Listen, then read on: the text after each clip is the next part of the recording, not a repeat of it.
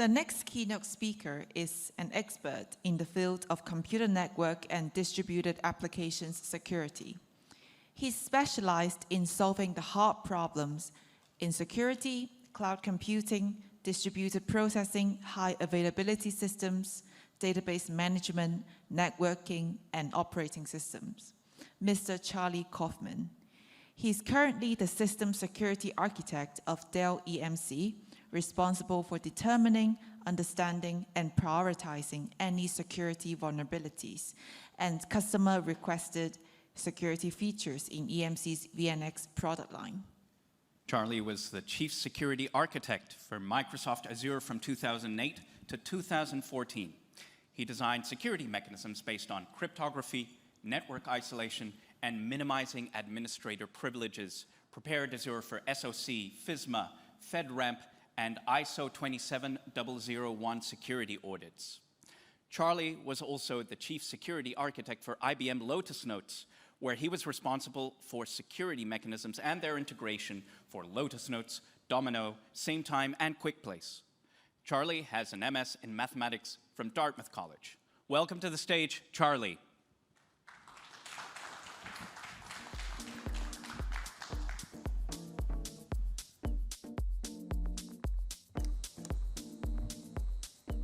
I brought up some water in case I lose my voice halfway through.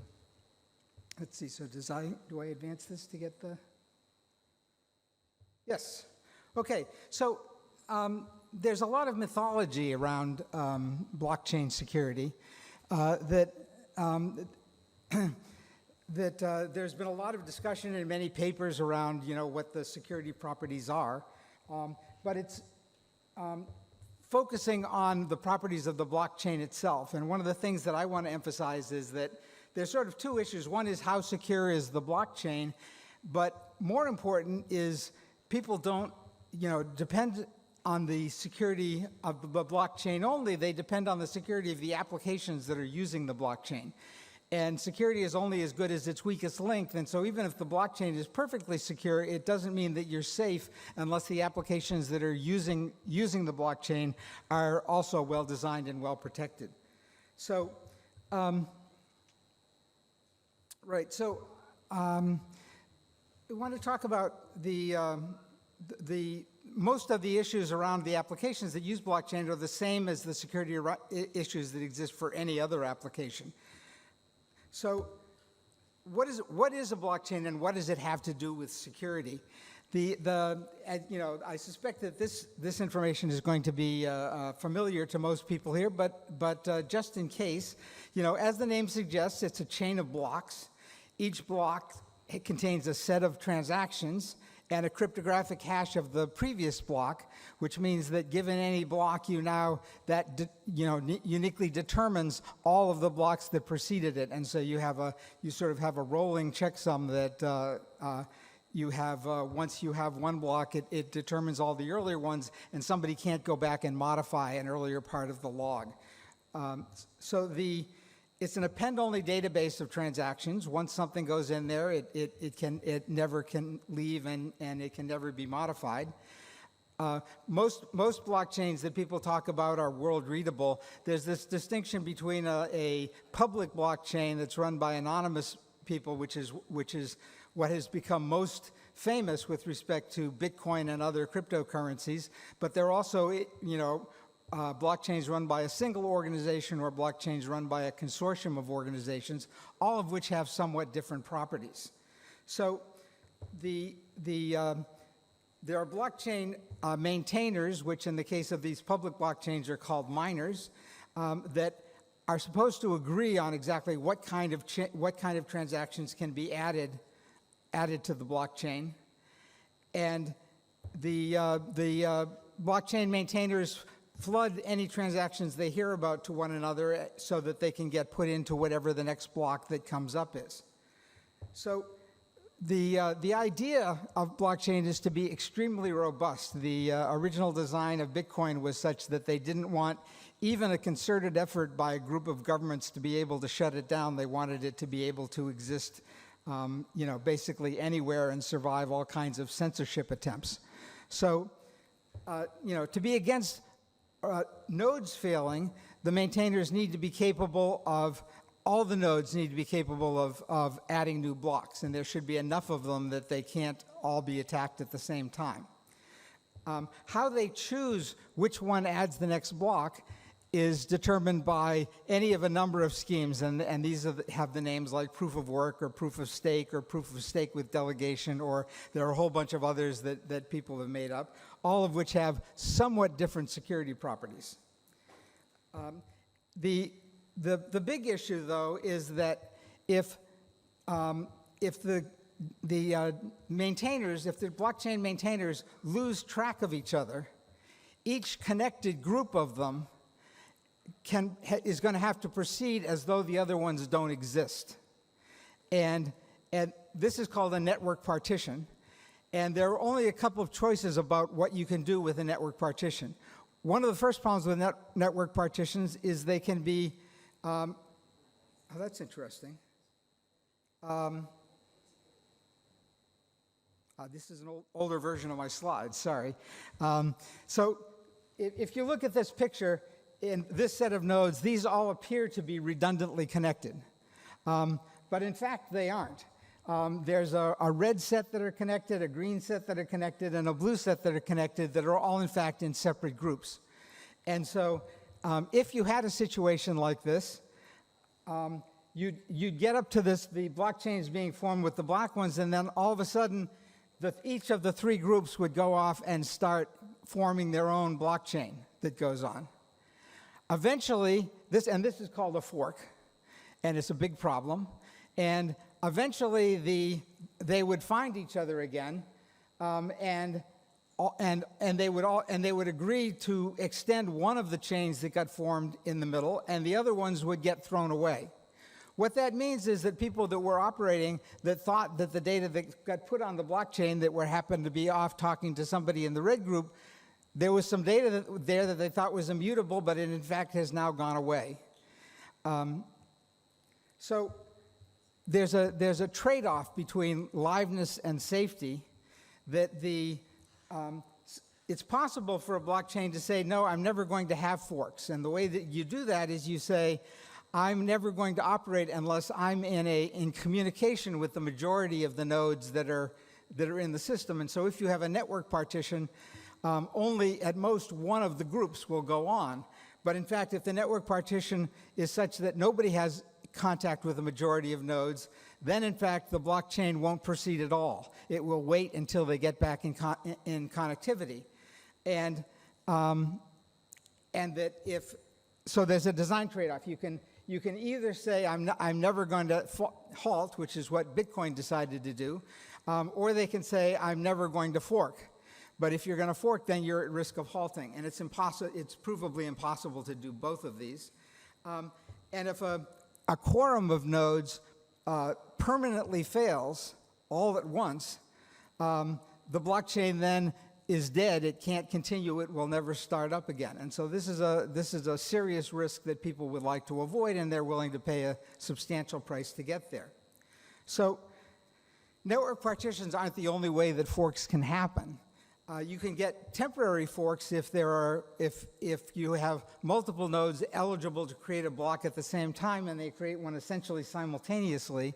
Then you have a very short-lived fork that only exists until they discover each other, and it's usually tied when somebody adds another block onto one of them, and then that one is there. So you can, if an attacker has enough resources to do denial of service attacks on exactly the right set of nodes, they can in fact cause what is effectively a network partition. The network is still up, but there aren't enough nodes to connect everybody together because of these denial of service attacks that are going on. And so you have to worry about whether somebody has enough resources to in fact disconnect the various pieces of the blockchain. So a network can cause that.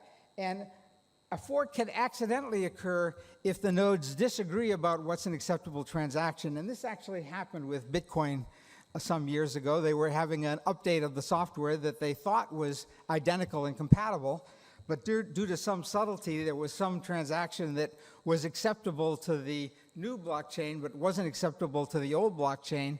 And so all the new nodes were accepting this transaction, and the old nodes, seeing that it had an invalid transaction, treated that as, well, those nodes are clearly down, and so they went on forming their own chain with all transactions all blocks that didn't include that bad transaction. So how bad are forks? Well, it really depends on what your application is, whether this is a disaster or not. If you're doing something that's based on a transaction being on the blockchain, and if a transaction is on, you see a transaction on the blockchain and then later it's gone, what is your recourse? How can you correct things? So if you're doing a cryptocurrency and there's a fork, you can potentially spend your money on both sides of the fork and give it to different people, and they both think they've received the funds, and then when the fork heals, one of them will discover that in fact they weren't paid.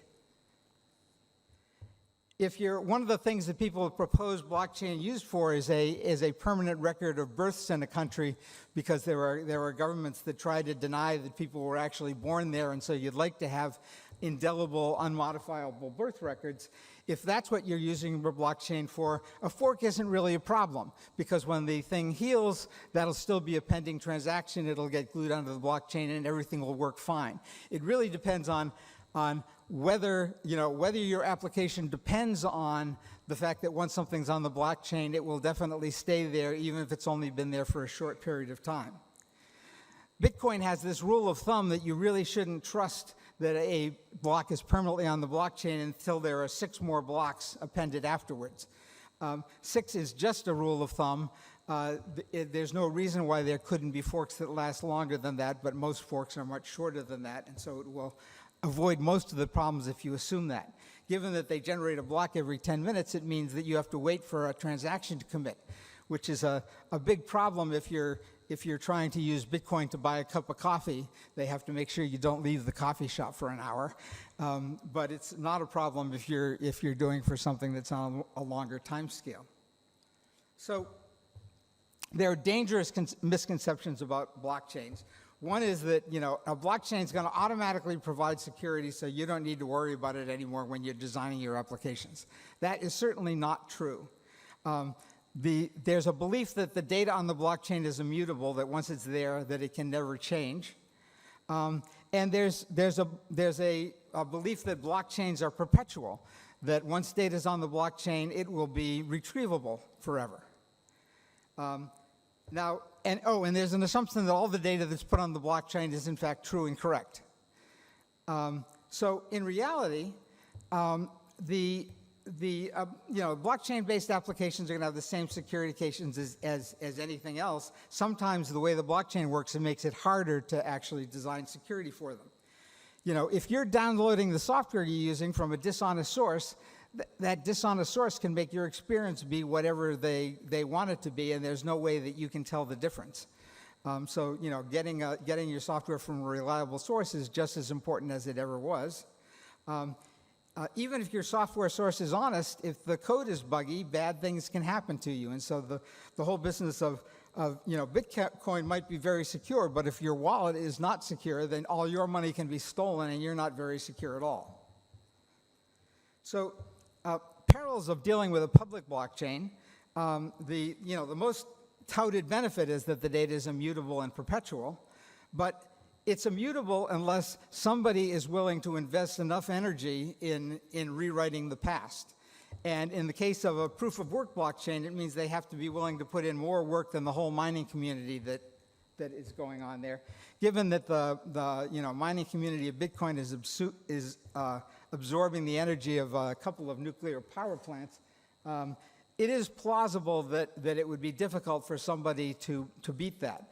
However, there are lots of cryptocurrencies out there. Most of them have far less power behind them, and it would be possible to break into those. When you have a proof of stake type system, there are alternate resolution protocols, and it really depends on how the thing is designed, how hard it is to get in and get some sort of quorum that would let you rewrite history. It really depends on how they manage whether new entrants are allowed to join. And finally, it's perpetual only to the degree that maintaining the blockchain remains economically viable.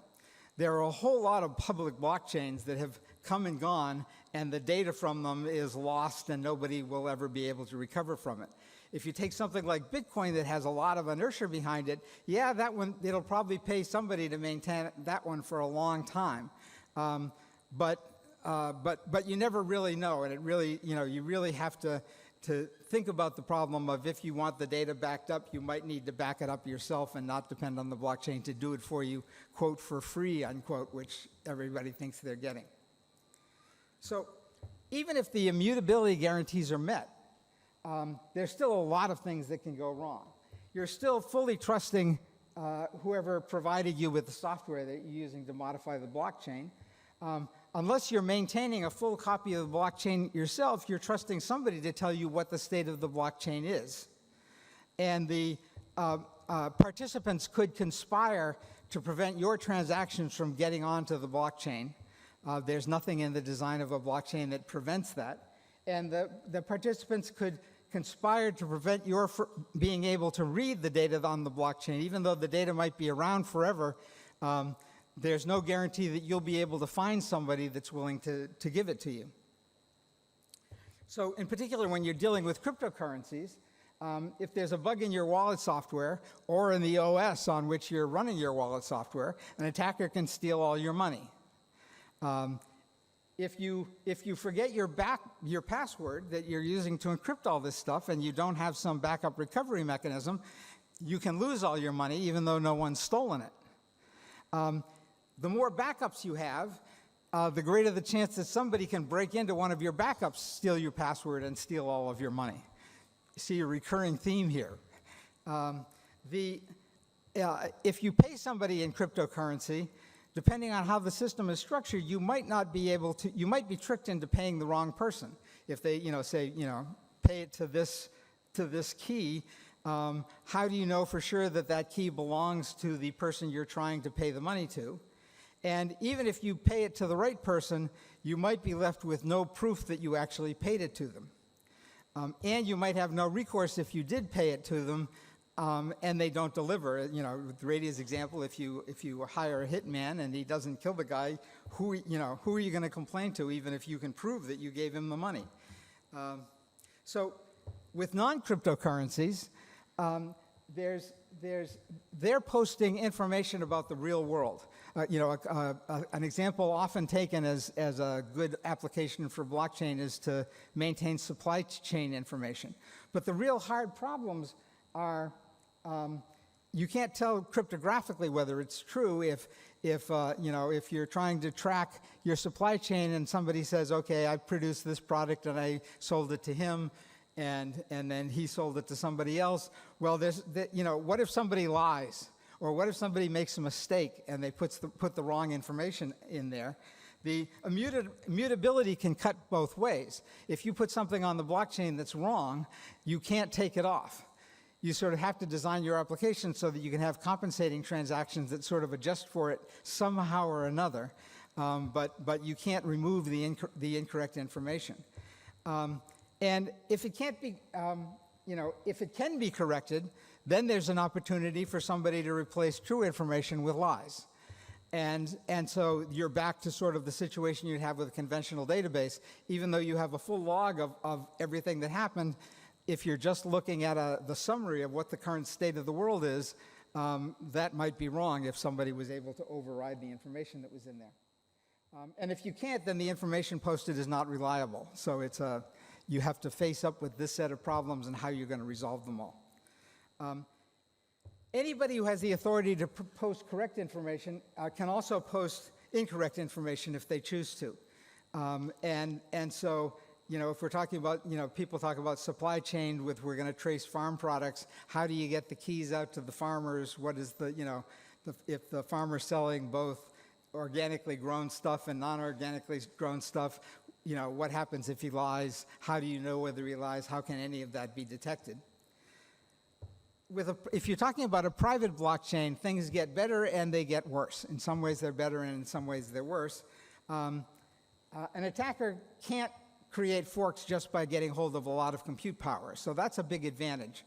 The trust is, if the trust is based on a single organization or perhaps a consortium of organizations, if it's a single organization, you're depending on that organization being honest. If it's a consortium, then you're trusting the majority of the organizations in that consortium to be honest.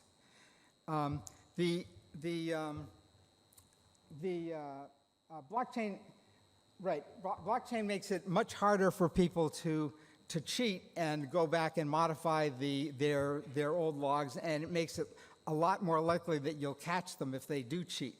And so that's even if they're running some sort of private blockchain, there becomes a quantum increase in auditability if it's maintained this way, because you can't go back and rewrite things easily.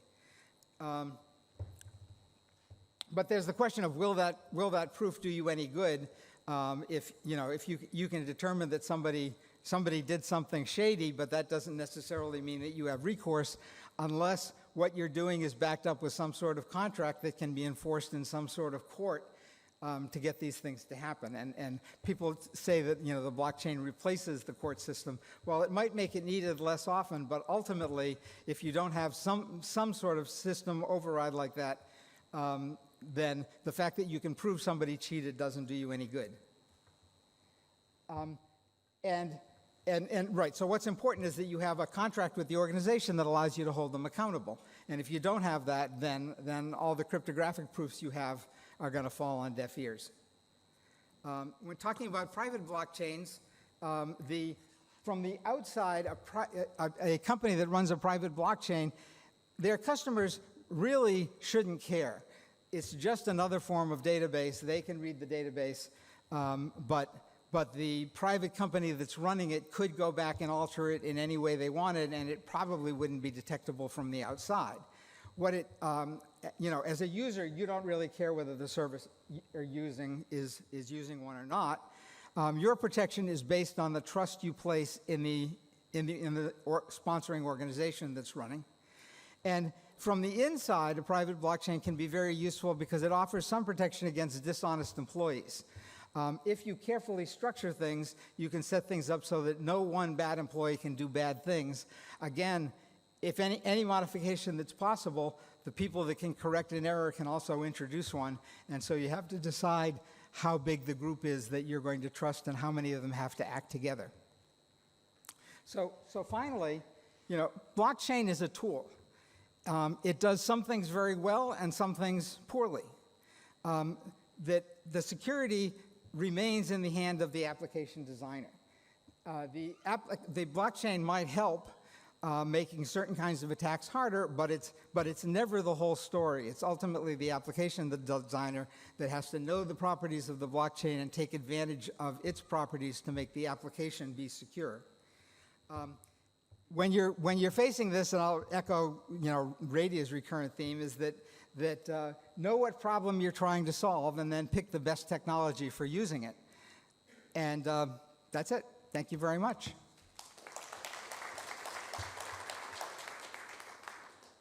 Questions?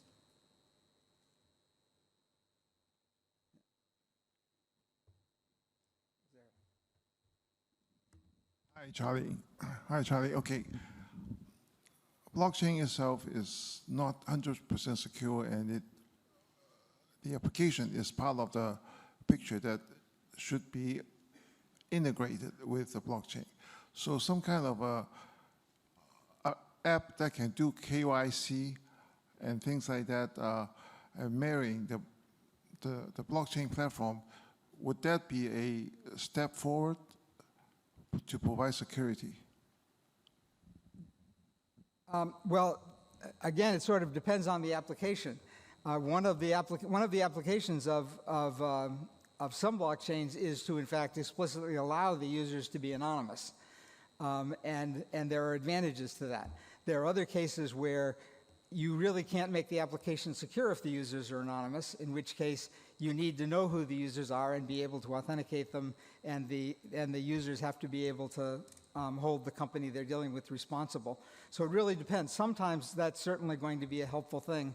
Other times it would get in the way. Depends on what you're trying to do.